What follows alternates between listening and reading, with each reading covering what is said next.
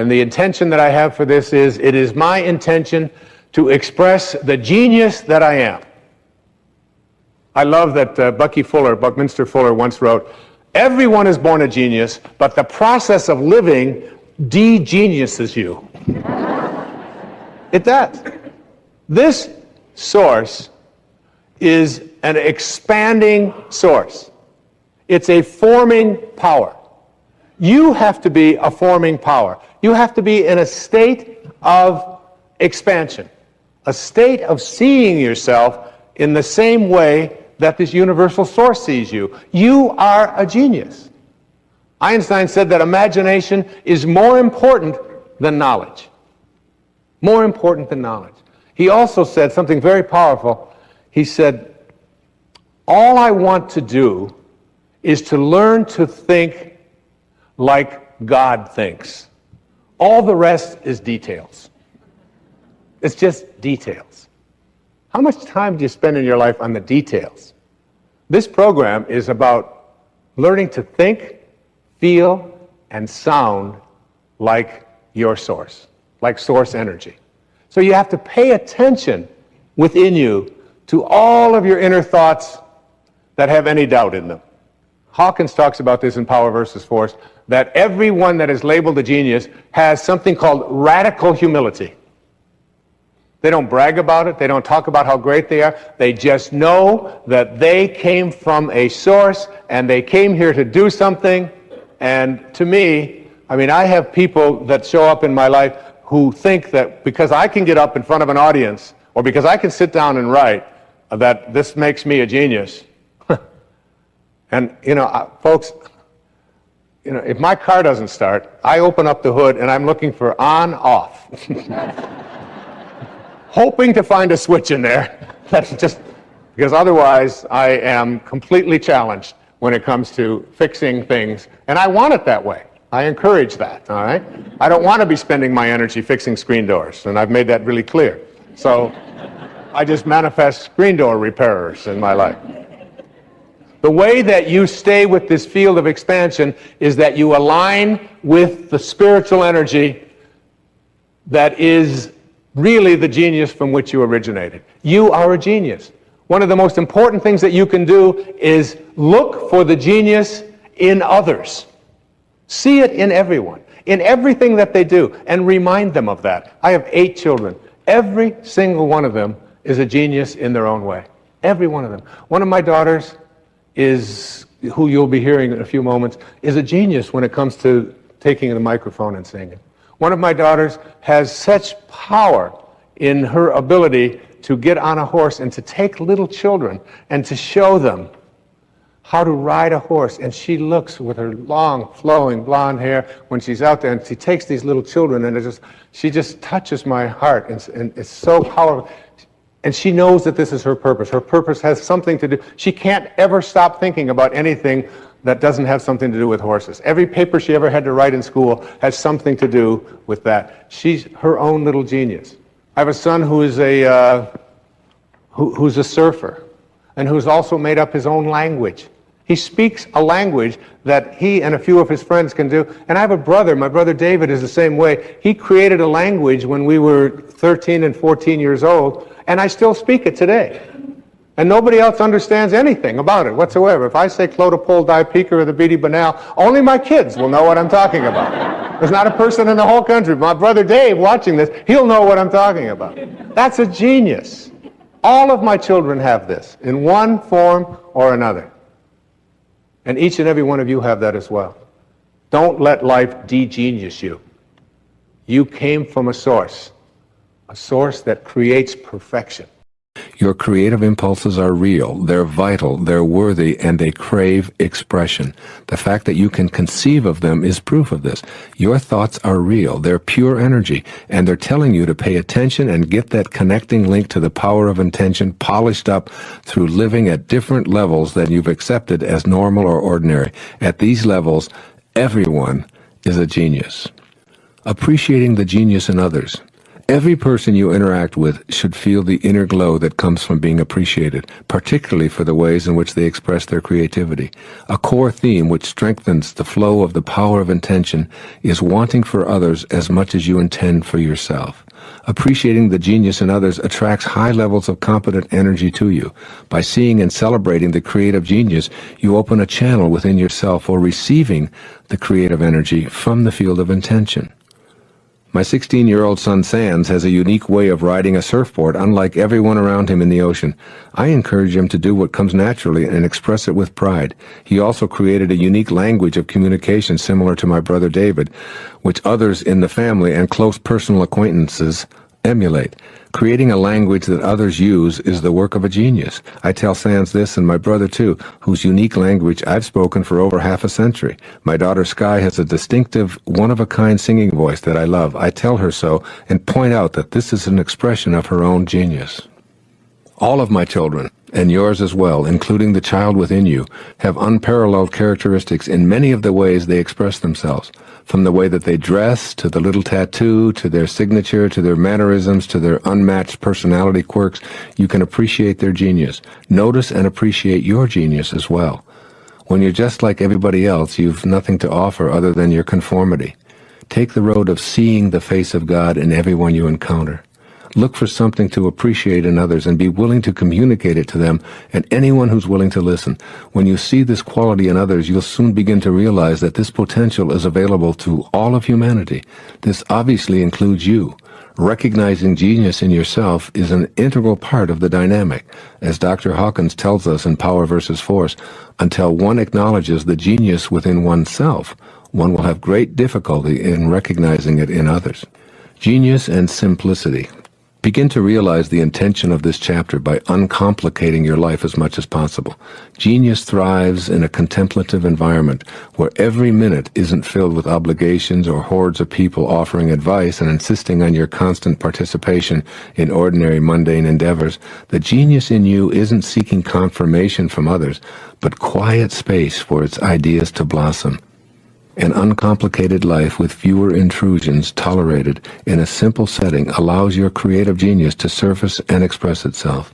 The simplicity establishes a link to the power of intention, and your genius will flourish. Do you have a definition for crisis? Like, what is a crisis? It's a gift. It's a gift. Everything is. It's interesting you mentioned The Power of Intention because I wrote that book in what you would call a crisis. My wife and I had separated. I was 60 years old. You don't break up when you're 60 and have 7 kids. You know, you do that in junior high school. And for about a year and a half, I was in the closest thing I've ever had to a depression, a clinical depression. Didn't want to get up, just couldn't figure it out. My wife had met somebody else, had moved in with them and so on. And my children encouraged me to just start writing again. They said, if you just write about it. And I really didn't want to write about it. But I had lost a lot of weight. People thought I was sick. People thought I was dying and so on. And that book was just channeled to me. And I think in moments of crisis, what it teaches us is to become more compassionate. And compassion is at the heart of higher consciousness and enlightenment. The Dalai Lama said that if we could take every child on the planet and have them meditate on compassion for 1 hour a week, every child at the age of 5. In one generation, we could eliminate all violence on Earth. So that's how powerful he believes compassion to be. And I understood that because the power of intention was a major shift for me. I began to look less flippantly and less egotistically at the world, and came from a place of inner grace or kindness, gentleness, love, what I call divine love. So that I've always felt that it is not always so important to just be in a state of gratitude when things go well, and when you're around people that smell good and that make you feel good and that look good, But it's the low points in our life, reminders that there's something inside of us that wants to have an outpouring of love. See, even the miser who loves his gold doesn't really love his gold because of the gold. The gold is just another thing. It doesn't have any love in it. It's just an object, a metal object. The reason that the miser loves his gold is because of the outpouring of love that he has for the gold. And that's true of everything and everyone. It's learning to have this outpouring of love, and you don't just have to have it for people and events, but you can have it for, for this microphone, and you can have it for the cameras, and you can have it for the wall, and the table, and the chair, and everything that you encounter. And I think for me, probably one of what you would call a crisis in my life was a diagnosis of leukemia 3 years ago. And when I first heard that word leukemia has cancer all around it. Cancer has a lot of fear all around it. And even if you aren't afraid to die, which I'm not, there's no point in being afraid of that.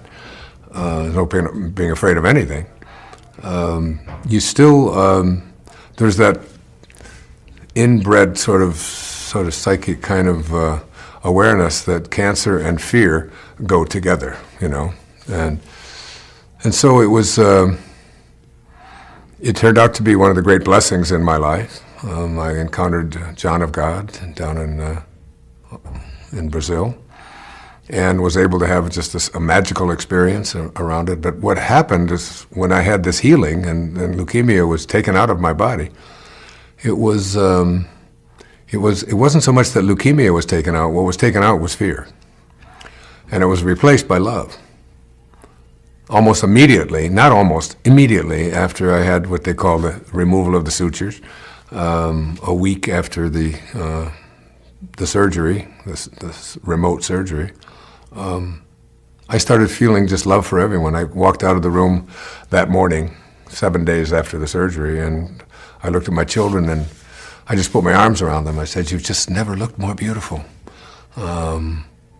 And I looked at the ocean and it looked like just a big bowl of love soup.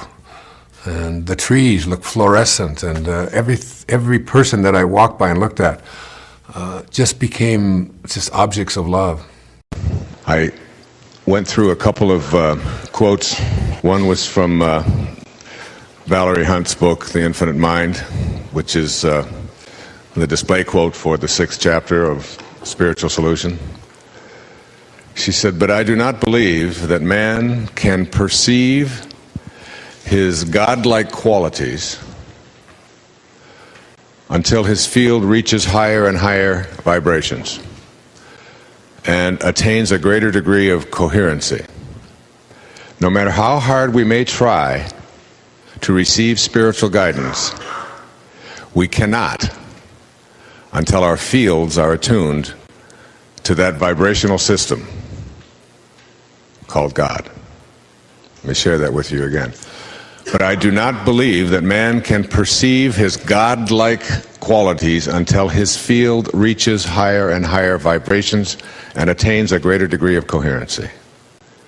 So that you can sit there in anger and in fear and in shame and all of the reactions in your life that compute to make you weak, and that will make sense shortly.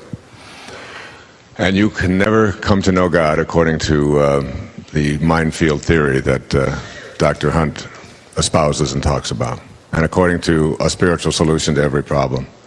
Because when you're not at peace, you have sent your body into a vibrational field of energy in which you have allowed your mind to create the error or the illusion that you and God are no longer connected. And that begins to take over.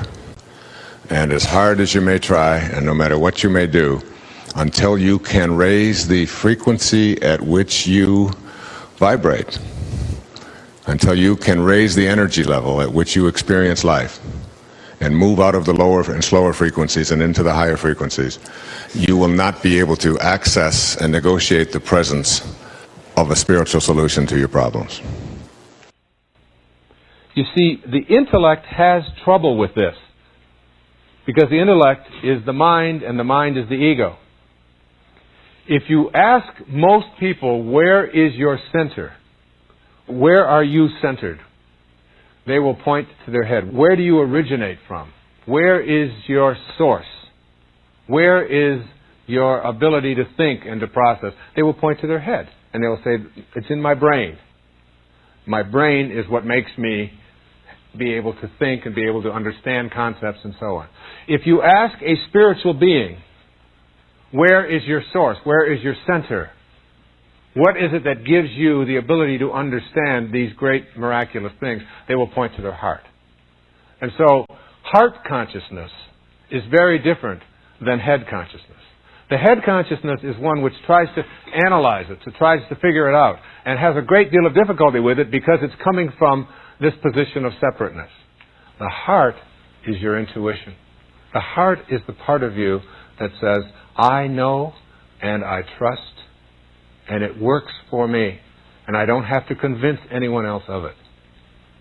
And once you have this, even prayer becomes not like, most people think of prayer as like, God is like this huge vending machine in the sky, all right? And I put in my tokens, and I behave in a certain way, and certain things are going to come to me. But there's an authentic kind of prayer that is very different than this. And this kind of prayer is one in which your prayer is in communion with God rather than separation from. I turn it over to this higher part, but it's not something that I'm ever separate from. That's trust. That kind of trust, in combination with knowing that you're no longer afraid of being God. Know ye that ye are gods. And I am in you, and you are in me, and I am in the Father, and the Father is in me. It's like this is something that we are being taught, and yet we have been conditioned almost to subscribe to another idea which says that I am not trustworthy, I am separate from, I can't do those things. That has to be transcended. You have to understand that in terms of people using it to give fear to you. And our greatest fear is the fear that we're going to be alone, that we're going to be abandoned. But this universal intelligence that is everywhere, this divine intelligence that is universal, that is in all things, how can it abandon us? Wherever we go, it's there. When you trust in that and know it without any doubt, you begin to see it everywhere. You see it in the flowers. You see it in the sunsets. You see it in your babies and in your mother-in-law. You see it in all places. And what you're doing when you see it is you're recognizing that I am worthy, and I am important, and I am significant. Yes, I am connected to God. I am what God is doing. And that's the subject of the next principle. Honoring your worthiness to receive. Thank you. If you don't believe what goes around comes around, the next time you see somebody down, just smile at them. Just say hello and be friendly toward them. And you'll see that what you send out is what comes back. Now that law of the universe is so powerful that it affects every cell in your body. Every cell in your body. When you look at one cell in your body, ask yourself what makes the cell work. What makes a cell in your body work? Do you know what makes one individual little cell work? Harmony and cooperation. That's how cells work. An individual cell. If what's inside that cell, the electrons, the neutrons, and the protons, and all that physics stuff that's inside one, if any of them get out of whack and start not cooperating or not working in harmony, what happens to the cells around it? They're affected in some way, aren't they?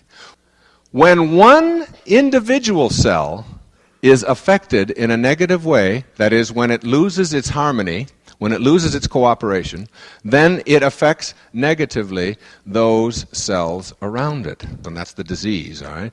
And that spreads to another cell and to another cell. And before long, the harmony within you is, physiologically, is destroyed. There's two kinds of energy, supposedly, in every cell. One is the physics energy. Shirley MacLaine talks about this in her wonderful book, Out on a Limb. I recommend you read it. She talks about the physics of what is energy within one cell.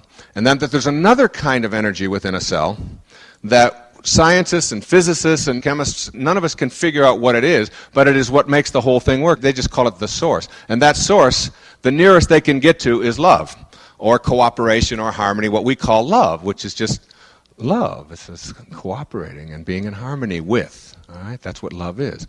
And that is what makes every single cell work. And when one doesn't work right, it affects the other cells. Now, for a minute, just for a minute, think of yourself as a cell, just as one big cell, okay?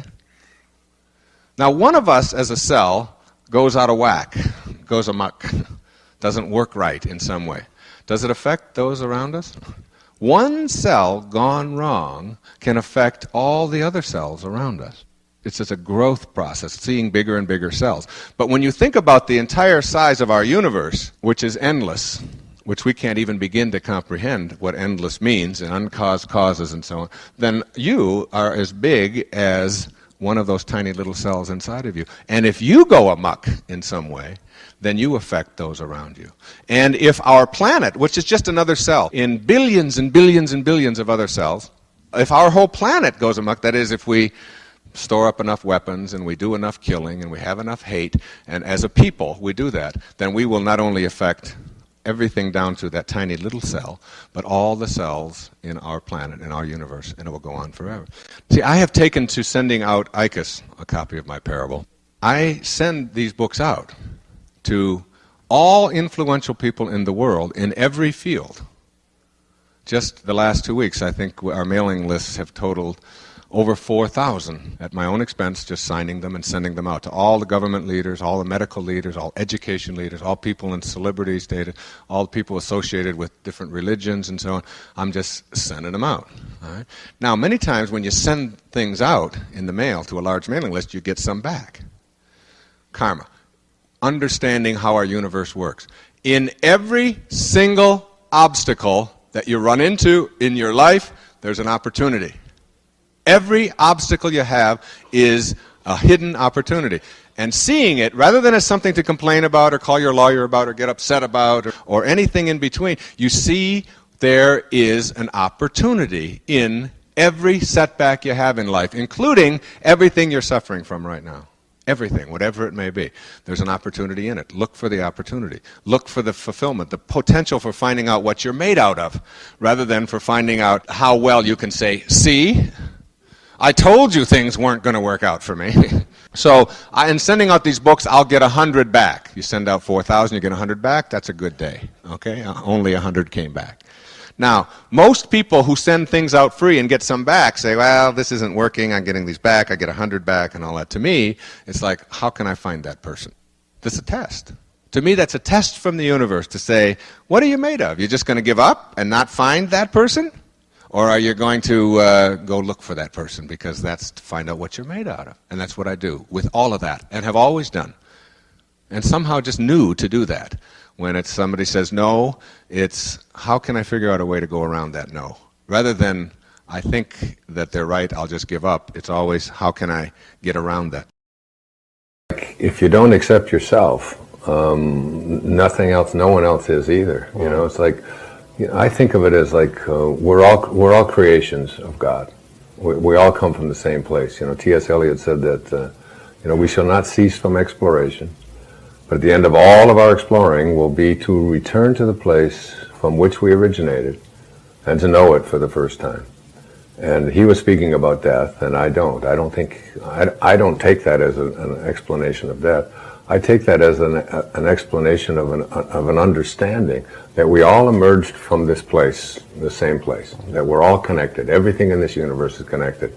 Larry Dossey has just written a beautiful book called One Mind, and I've just finished reading it, and it's like showing scientifically how everything is connected to everything in this universe, and you can't take anything and not see the connection to it, especially at the quantum level. So that so you, who you are, is a creation of God. You know, in my book Wishes Fulfilled, I talk about, it's like one of the things you have to recognize is that your highest self is God. You must be like what you came from. So a little tiny spark of who you are is the Tao, is God, is divine mind, is Krishna, is consciousness, is Buddha, whatever you want to call it. In the Tao, the opening line of the Tao says, the Tao that can be named is not the Tao. We can't find a name for it. It's just like, but it's the best name we can come for it is something called love. It's just love. It's divine love. And so this is what you came from. So if you don't accept yourself, you're not accepting something that you know is the creation of God. You know, because truly, I mean, it's like the greatest wisdom that you can have is the recognition that you are a piece of this divinity. And I walk around with just in a, you know, Rumi said, you know, sell your cleverness and purchase bewilderment. I'm just in a state of bewilderment about it all. And when you accept yourself, you love yourself. And when you love yourself, that's what you have to give away. And the only thing that you can give away, and that's what a saint is, someone who can only give love away, because that's all they have inside. That's been my goal in my life, is to have no enemies, to have nothing, and particularly not to make an enemy of myself. To love everything about myself. And while I was going through the last 6 months of this pain, the stuff we tapped on down in Australia and so on, most of the time, and you've heard me say it many times, say there's a lesson in this for me. And I just did a public television special, another public television special. And when I got an hour and a half before the show to start, I got one of these attacks again in the neck, and I was just like, you know, how am I going to get through this thing and so on. And I said a prayer. My wife was there, 2 of my girls were there, we were in the room, I had my arms around them, and I said, if I'm supposed to endure this pain, you know, for whatever reason that I don't even understand yet, I'm willing to do it. But could I please just have the next couple of hours so that I could at least get through this experience?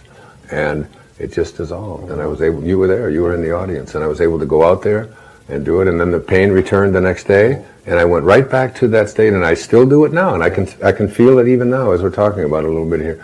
And instead of cursing it, instead of being angry at it, I accept it as my dharma. This is, you know, and whatever it is that I have to learn from it, generally speaking, every difficulty I've had in my life, getting divorced, literally being someone who is addicted to substances, including alcohol, letting go of, you know, those kinds of beliefs that those are terrible things that I should be ashamed of. They've been amongst my greatest teachers. And this pain is just another one of those things. And generally speaking, I now can go out and help people who live in chronic pain. And you do a lot of this with your tapping. You know, I've seen you do it on stage, you know, with people. In fact, when we were out in Australia, that one woman, what was it? She couldn't even... Well, there's one lady with a frozen shoulder who couldn't move her arm. Who hadn't been able to move her arm in years. In 20 minutes, she got it up like that. Yeah. You know? So it's like... And that comes from just accepting yourself, and actually instead of cursing the pain, because when you curse the pain and get angry at it, you get angry. Every cell of your being goes through that same anger, and what you want to do is just get to that peaceful place within yourself where you say, you know, when you trust in yourself, you're really trusting in the wisdom that created you, you know, and the wisdom that created you is infinite, and it's formless. And so your thoughts are in that same category. Have thoughts that are aligned with that divine presence. You'll see it going away.